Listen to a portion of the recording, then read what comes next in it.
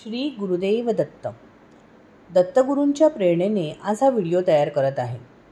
गिरनारला जावंसं वाटणं, गिरनारला जाणं आणि गिरनारविषयीची ओढ वाटणं हे सगळ्या दत्तभक्तांच्या बाबतीमध्ये अगदी सामान्य लक्षण आहे. गिरनारला जाण्यासाठी आपल्याला काय काय करावं लागतं आणि आपण जर पहिल्यांदाच गिरनारला जाणार असाल तर कोणकोणत्या गोष्टींची आपण काळजी घ्यायला हवी हे मी या व्हिडिओच्या माध्यमातून आपल्याला सांगणार आहे. सर्वप्रथम गिरनारला जाणं हे आपल्या हातातच नसतं. दत्तगुरूंचं बोलावणं आलं की मग मात्र आपण नक्की तिथे जाणार. असंच दत्तगुरूंनी एकदा तुम्हाला निमंत्रण दिलं की त्यानंतर तुमचा प्रवास सुरू होतो. गिरनार हे अतिशय पवित्र असं ठिकाण गुजरातमधल्या जुनागड जिल्ह्यातलं. गिरनारच्या गुरुशिखरावर जाऊन दत्तगुरूंच्या पादुकांचं दर्शन घेऊन अतिशय पवित्र अशा वातावरणाचा अनुभव घेणं हे भाग्याचं आहे. गिरनारला आपल्याला जायचं असेल तर आपण रेल्वे प्रवास करू शकता, विमान प्रवास करू शकता आणि रस्तामार्गेसुद्धा जाऊ शकता. आता जर आपण रस्तामार्गे गिरनारला जाणार असू तर अर्थातच रस्ते चांगले आहेत. आपण पूर्ण प्रवास अगदी गिरनार तलेटीपर्यंत म्हणजेच गिरनारच्या पायथ्यापर्यंत आपली गाडी नेऊ शकतो. जर आपण विमान प्रवास करणार असाल तर आपल्याला अहमदाबाद किंवा मग राजकोटला उतरावं लागेल आणि तिथून आपण आपली गाडी करून किंवा बसनी किंवा अगदी साध्या ट्रेनसुद्धा उपलब्ध असतील तर त्या ट्रेननी तसा तुम्ही प्रवास करू शकता. बहुतांश लोक जसा प्रवास करतात तो प्रवास म्हणजे रेल्वे प्रवास आहे. सौराष्ट्र मेल जी आहे त्या मेलनी आपण सौराष्ट्र वेरावळ एक्सप्रेस ही जी गाडी आहे या गाडीने आपण जुनागड येथे उतरू शकतो. ही गाडी बांद्रा टर्मिनस येथून दुपारी 1:30 वाजता सुटते आणि या गाडीमधून आपण प्रवास करून पहाटे साधारण 4:45 जुनागड येथे पोहोचतो. हा रेल्वे प्रवास अतिशय सुखाचा आहे, त्रासदायक अजिबात नाही. आपण जनरल तिकीट घेऊ शकता, स्लीपर कोच घेऊ शकता, थर्ड AC घेऊ शकता, सेकंड AC घेऊ शकता. आपण आपल्या इच्छेप्रमाणे तिकीट काढू शकता आणि मग आपला जो एकूण खर्च आहे त्याच्यामध्ये बदल त्याप्रमाणे होणार आहे. साधारण महागातलं महाग तिकीट म्हणजे सेकंड ACचं जे तिकीट आहे ते 1800-1900 पर्यंत आहे आणि मग बाकी त्या सगळ्या खालोखाल तिकीटं असतात. या रेल्वे प्रवासामध्ये आपल्याला खाद्यपदार्थ वेगवेगळ्या प्रकारचे उपलब्ध असतात, पण शक्यतो आपण बाहेर खाण्यापेक्षा दुपारी तर आपल्या 1:30ची ट्रेन आहे म्हणजे आपण जेवून निघणार आहोत आणि त्यानंतर थोडासा सुका खाऊ आपण बरोबर ठेवू शकता. रात्रीचे जेवण आपण घरून आणू शकता, त्यामुळे आपल्याला शक्यतो बाहेर खावं लागणार नाही. पोटाला चांगलं सात्विक असं घरचं जेवण मिळेल. तर ही काळजी आपण घ्यायला हवी आहे कारण आपल्याला दुसऱ्या दिवशी प्रवास करायचा आहे. तर त्यानंतर आपण सकाळी जेव्हा उतरतो तेव्हा आता उतरल्यानंतर आपल्याला जेव्हा गिरनारपर्यंत जायचं असतं तर गिरनार तलेटीपर्यंत जाण्यासाठी तिथे शेअर रिक्षा उभ्याच असतात, साध्या रिक्षासुद्धा उभ्या असतात. आपण संपूर्ण रिक्षा करू शकता किंवा शेअर रिक्षा घेऊ शकता. त्या शेअर रिक्षामध्ये 30 रुपये ते 40 रुपये पर सीट अशा प्रकारचा दर आहे आणि आपण जे कुठला आश्रम किंवा हॉटेल बुक केलं असेल त्याच्या दारामध्ये रिक्षावाले घेऊन जातात. अनेक आश्रम उपलब्ध आहेत. माझा 2 आश्रमांविषयीचा जो व्हिडिओ आहे तोसुद्धा मी अपलोड केला आहे, त्याची लिंक मी खाली डिस्क्रिप्शनमध्ये देते. माझ्या आधीचा गिरनारचा जो व्हिडिओ आहे केलेला मी गेल्या वर्षी त्याची लिंकसुद्धा मी या व्हिडिओच्या डिस्क्रिप्शनमध्ये देते, तोसुद्धा तुम्ही जरूर पहा. आत्ताचा जो व्हिडिओ आहे हा फक्त माहिती देण्यासाठी केलेला आहे. ह्याच्यामध्ये अनुभव असे जास्त मी मांडणार नाही आहे कारण तिथे येणारा जो भक्त आहे त्या भक्ताला कोणतीही अडचण येऊ नये हा या व्हिडिओ मागचा हेतू आहे. आता ज्या वेळेला तुम्ही गिरनारला येता, तुमचं येणं हे नक्की झालेलं असेल तर तुम्ही udankhatola.com या साईटवर जाऊन गिरनारचं रोपवेचं तिकीट बुक करू शकता. तिकीट ऑनलाईन बुक करा कारण ऑनलाईन तिकीट बुक केलेलं असलं की आपल्याला रांगेत उभं राहावं लागत नाही जास्त वेळ आणि आपला खूप वेळ वाचतो. रांगेमध्ये उभं राहण्याची जी रांग आहे ती भली मोठी रांग असते. त्यामुळे आपला वेळ वाचवण्यासाठी आपण ऑनलाईन बुकिंग आधीच केलेलं बरं आहे. 630 रुपये असं रिटर्न तिकीट आहे.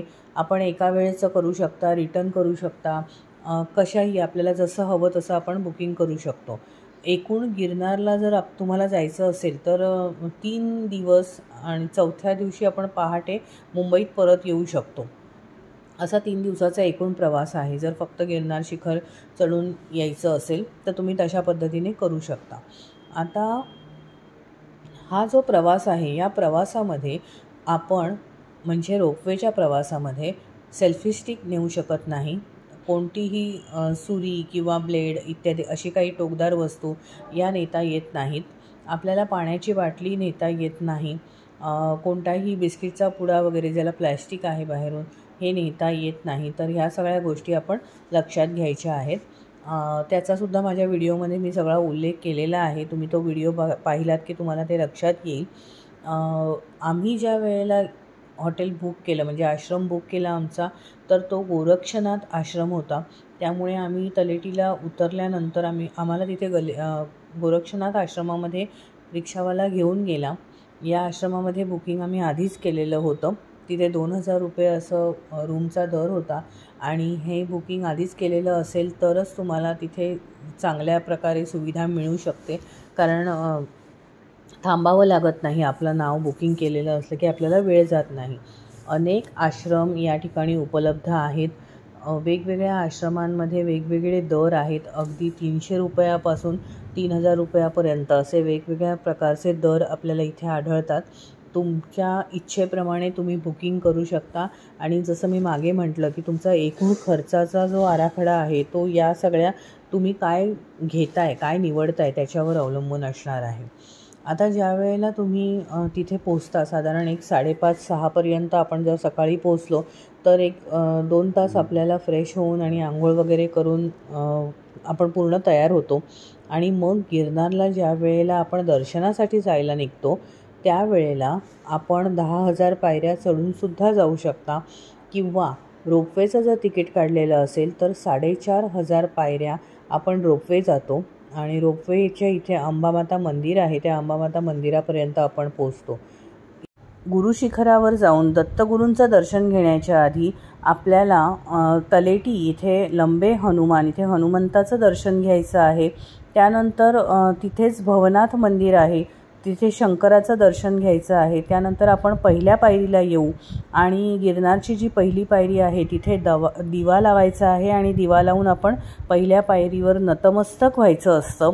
या पायरीवर नतमस्तक होऊन आपण दत्तगुरूंना प्रार्थना करायची आहे की माझी ही गिरनार वारी अतिशय सुखरूप आणि निर्विघ्नपणे पार पाडो आणि ही तुम्ही पार पाडून घ्या अशी त्यांना विनंती करायची आहे.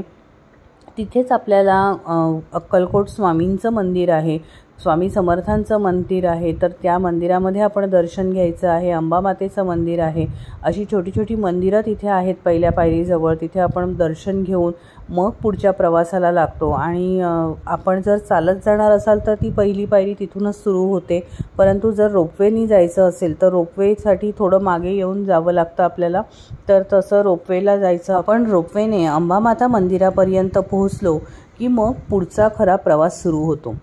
दत्त पादुकांपर्यंत आपण ज्या वेळेला पोहोचायचं आहे असं ठरवतो त्यावेळेला आपल्या मनामधली जी शक्ती आहे ती आपल्याला पणाला लावायची असते. या पायऱ्या आहेत, थोडं सरळ चालायचं, मग खाली उतरायचं, मग वर चढायचं, मग परत खाली उतरायचं, असं चढ उतार चढ उतार चढ उतार अशा प्रकारचा हा प्रवास आहे. जर तुम्ही पहिल्यांदा जाणार असाल तर सगळ्यात पहिली गोष्ट म्हणजे अजिबात घाबरण्याची गरज नाही आहे. गिरनारला कसलीही भीती नाही. दत्तगुरूंचं सतत सानिध्य तिथे असतं आणि आपल्याला तेच प्रेरणा देत असतात. ते शिखर आपल्याला दिसत असतं आणि आपण त्या शिखराच्या दिशेने आपला प्रवास सुरू करतो. आपण कोणाशीही स्पर्धा करायची नाही. अतिशय हळूहळू पायऱ्या उतरा. आता असं झालेलं आहे की बऱ्याचशा गोष्टी तिथे रस्त्यामध्ये सुद्धा विकायला आहेत. त्यामुळे अगदीच काही मिळत नाही असं नाही. तुम्हाला लिंबू सरबत, ताक, टोमॅटो, संत्र, अननस, त्यानंतर लस्सी, बिस्किटं अशा वेगवेगळ्या गोष्टी, गोळ्या अशा वेगवेगळ्या गोष्टी मिळू शकतात. पाण्याच्या बाटल्यासुद्धा इथे उपलब्ध असतात. पण एक खूप चांगली अशी गोष्ट मी तुम्हाला सांगेन की 2 ठिकाणी इथे कमंडलू क्षेत्रातलं पाणी मिळतं आणि मी संपूर्ण प्रवास कधीही कोणतीही बिसलरीची बॉटल घेत नाही. तर तिथलं कमंडलू क्षेत्रातलं जे पाणी आहे खरंच जादुई पाणी आहे ते, आणि या पाण्याचा खरंच आस्वाद घ्या तुम्ही. तर हे पाणी 2 ठिकाणी उपलब्ध आहे, तुम्ही पिऊ शकता ते. आणि ह्या संपूर्ण प्रवासामध्ये हे पाणी बाटलीत भरून घेता येत नाही, तर त्या पूर्ण प्रवासामध्ये तुम्हाला हे कमंडलू क्षेत्रातलं 2 वेळा पाणी मिळतं. अशी हवेची सुंदर झुळूक येते. या सगळ्या प्रवासामध्ये आपल्याला सगळ्यात महत्त्वाची एक गोष्ट आवश्यक असते, ती म्हणजे आपली काठी. तर अंबामाता मंदिराच्या इथे आपल्याला दुकानं आहेत आणि तिथे आपल्याला काठी उपलब्ध असते. 50 रुपये घेतात ते, आणि आपण जेव्हा काठी परत करतो तेव्हा ते आपल्याला 20 रुपये परत देतात. तर अशा प्रकारची ही काठी आपला आधार बनते. असा काठीचा आधार घेत आणि नामस्मरण करत करत आपण एक एक पायरी आपला मीपणा सोडत दत्तगुरूंपर्यंत पोहोचतो. या शिखरावर दत्तगुरूंचं दर्शन घेणं म्हणजे शब्दातीत आहे. हे आपण ते शब्दात वर्णनच करू शकत नाही. प्रत्येक भक्ताच्या मनामध्ये आणि डोळ्यामध्ये या दर्शनामधून त्याला काय मिळालं हे लगेच दिसतं आपल्याला. या दर्शनानंतर आपण ज्या वेळेला खाली उतरतो तर आणखीन एक गोष्ट, दर्शन घेण्यासाठी तुम्ही ज्या वेळेला जात असाल तेव्हा तुम्ही जे काही प्रसाद बरोबर घ्याल तर तो प्रसाद तिथे चरणस्पर्श करून आपल्याला परत दिला जातो आणि आपण तो वाटू शकतो सगळ्या ठिकाणी. त्यानंतर आपण जेव्हा खाली उतरतो त्यावेळेला तिथे कमंडलू क्षेत्र आहे, तिथे अखंड धुनी आहे. तर आपण त्या ठिकाणी पाया पडून आपण अन्नदानासाठी, महाप्रसादासाठी दान करू शकता. खरं बघायला गेलं तर देवाला आपण काय दान करणार, पण तरीसुद्धा आपल्याला आपलाच खारीचा वाटा काहीतरी, तर या पुण्यकर्मामध्ये आपण सहभागी होऊ शकता आणि तिथे आपण काही पैसे दान करता येऊ शकतात आपल्याला. त्यानंतर आपल्याला तिथे 24 तास अन्नदान चालू असतं, तर ते आपण तिथे महाप्रसाद चालू असतो, तो महाप्रसाद आपण घेऊ शकतो. तिथलं सुमधुर पाणी पिऊ शकतो आणि परतीच्या प्रवासाला लागू शकतो. इथून परत येताना आपण खाली पूर्ण उतरूनसुद्धा जाऊ शकता, पुन्हा रोपवेने जाऊ शकता. रोपवेचं रिटर्न तिकीट काढलं असेल तर प्रश्नच नाही. हा जो परतीचा प्रवास आपला चालू असतो तेव्हा आपण दत्तगुरूंचं दर्शन घेऊन झालेलं असतं आणि त्यामुळे एक वेगळीच असं मन भरलेलं असतं, वेगळीच अनुभूती आपल्याला असते आलेली, आणि हा पूर्ण प्रवास आपला अतिशय चांगल्या पद्धतीने पूर्ण होतो. दत्तगुरूंचे आशीर्वाद असल्याशिवाय, दत्तगुरूंच्या इच्छेशिवाय तिथे कोणीही येऊ शकत नाही. आपल्याला या सगळ्या प्रवासामध्ये डोलीची व्यवस्थासुद्धा उपलब्ध आहे. डोलीचा दर हा वजनाप्रमाणे असतो. आपल्यापैकी ज्यांना कोणाला चालता येणार नाही त्यांना डोली उपलब्ध आहे. अंबामाता मंदिरापासून डोली करू शकता.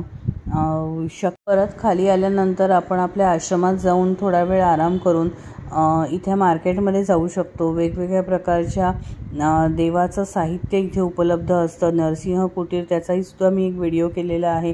तिथे आपल्याला एक हुंफ नावाचा बाम मिळतो जो अतिशय उत्कृष्ट आहे. त्यानंतर तिथेच आपल्याला सगळ्या प्रकारचं साहित्य देवाचं मिळतं. कस्तुरी, खूप सुंदर कस्तुरी मिळते, तर ते सुद्धा तुम्ही देवासाठी घेऊ शकता. अशा अनेक गोष्टी या ठिकाणी उपलब्ध आहेत. या पूर्ण मार्केटमध्ये आपल्याला गुजराती स्टाईलचं जेवायला मिळू शकतं. या गुजराती शैलीमधलं जेवण, अतिशय उत्कृष्ट जेवण उपलब्ध आहे. आपण ज्या आश्रमांमध्ये राहत असाल तेथे बऱ्याचशा आश्रमांमध्ये जेवणाची व्यवस्थासुद्धा असते. चढावाव हनुमान आश्रम याचासुद्धा मी व्हिडिओ केलेला आहे. तर माझ्या या दोन्ही म्हणजे हे जो आधीचे व्हिडिओ आहेत त्यांची लिंक याच्यामध्ये आहे, तुम्ही ते जरूर बघा.